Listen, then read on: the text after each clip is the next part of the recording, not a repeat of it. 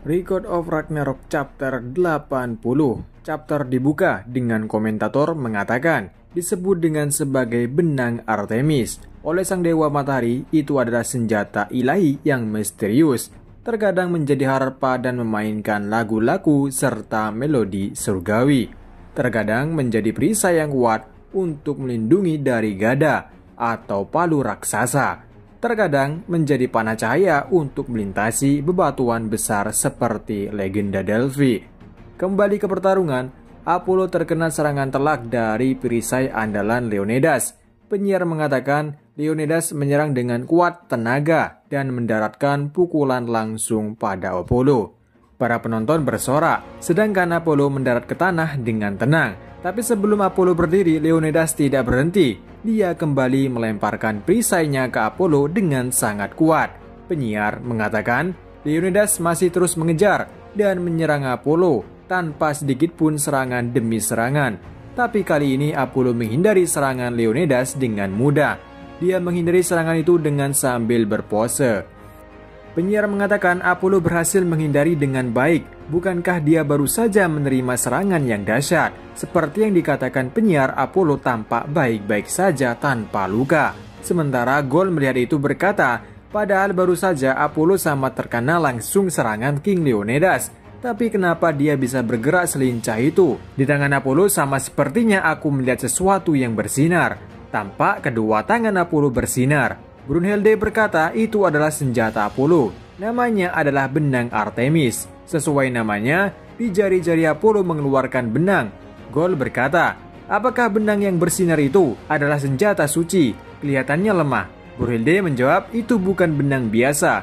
Dewa Matahari Apollo menggunakan energi mataharinya dan merangkainya menjadi benang cahaya. Serangan tadi memang serangan dahsyat, tapi dia berhasil melindungi dirinya dengan benang itu. Kita bisa melihat bagaimana Apollo melindungi dirinya dari serangan yang sangat kuat.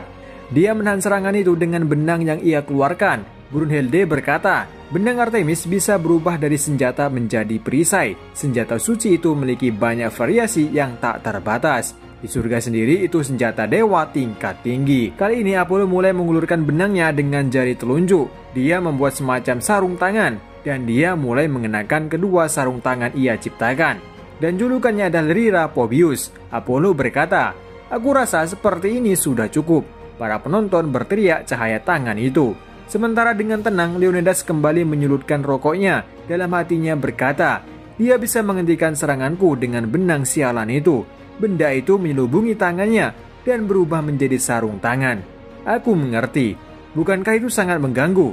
Tapi sinar kelap-kelip itu mengganggu mataku. Demi sedikit aku akan mematahkan hidungnya. Leonidas kembali membuka serangan. Dia menyerang Apollo kembali dengan serangan beruntun. Leonidas berkata, aku akan menghancurkanmu. Serangan ini adalah palang Thanatos. Namun serangan beruntun itu dihindari dengan lincah oleh Apollo. Penyiar mengatakan serangan ganas dari Leonidas. Gerakan Apollo sama sangat halus seperti kertas tipis. Dia berhasil menghindari serangan Leonidas. Para pendukung Leonidas mengatakan bahwa gerakan lincahnya bisa menghindari serangan Leonidas dengan mudah. Sedangkan Zeus tertawa kecil. Dia berkata dewa boxing memang luar biasa. Gerakan kakinya juga bagus sekali. Memang terlalu berbahaya untuk terus menerima serangan yang dahsyat dari pria itu seperti sebelumnya. Leonidas secara terus-menerus menyerang Apollo. Tapi semua serangannya masih belum mengenai sedikit pun. Dewa Hermes mengatakan, jangan berdiri di depan Sparta. Itu yang dikatakan Leonidas. Tapi apakah Leonidas saat ini bisa menangkap Apollo yang di depannya saat ini? Leonidas semakin menguatkan serangannya agar serangannya semakin kuat dan mengenai Apollo.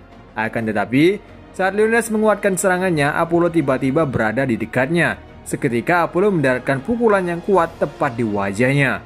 Namun pukulan itu tidak membuat Leonidas berpindah dari tempatnya. Dia menahan posisi berdirinya dengan kaki kirinya dan kaki kanannya mengayunkan rantai perisai itu untuk menyerang balik Apollo.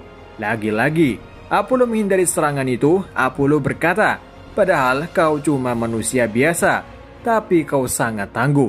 Leonidas mengatakan, kenapa kau tiba-tiba bersikap rendah hati? Dasar brengsek. Leonidas kembali menyerang Apollo, tapi Apollo menghindari dan berlari ke depan memukul wajah lagi Leonidas. Penyiar berkata, Apollo dengan gerakan kaki yang kuat bisa menerus-menerus menghindari dari serangan beruntun seperti badai yang dahsyat. Sayangnya pukulan itu masih belum merobohkan Leonidas. Leonidas kembali menyerang, tapi Apollo menghindari dan memukulnya kembali. Setiap serangan Leonidas tidak ada yang mengenai Apollo. Malah sebaliknya, Apollo bergerak dengan lincah dan menyerang balik Leonidas sangat banyak. Penyiar mengatakan gerakan ini terbang seperti kupu-kupu dan menyengat seperti lebah. Ini kekuatan dewa boxing. Meskipun pukulan dari Apollo tidak membuat Leonidas jatuh, tapi serangan Apollo terus-menerus mengenai tubuh Leonidas.